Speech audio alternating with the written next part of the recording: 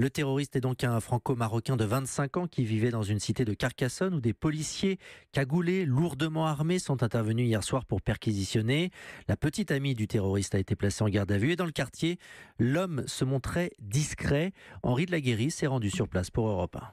Dans la cité Ozanam, en contrebas de la citadelle médiévale de Carcassonne, rares sont ceux qui voulaient bien parler de Redouane Lagdim hier soir. C'est là, dans un appartement en rez-de-chaussée, que le jeune homme de 25 ans vivait avec ses parents et ses deux sœurs, petits délinquants. Il passait le plus clair de son temps dans ce quartier populaire connu pour ses points de deal.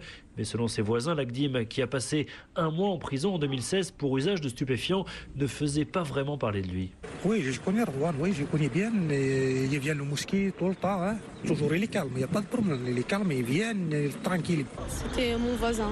Calme, gentil, sans problème. Hier soir, dans le quartier situé à 5 minutes en voiture du supermarché de Trèbes, la tension était palpable. Les CRS sont restés toute la nuit au pied des immeubles. Eric vit dans un pavillon juste en face de la cité.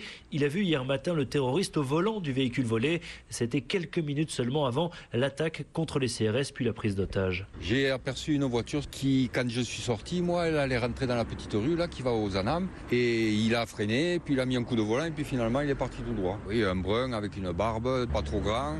Il n'avait pas l'air trop tranquille. Et hier matin, pourtant, avant de passer à l'acte, le terroriste a pris le temps d'aller déposer l'une de ses sœurs à l'école. À Carcassonne, Henri de la Guérie, Europe 1.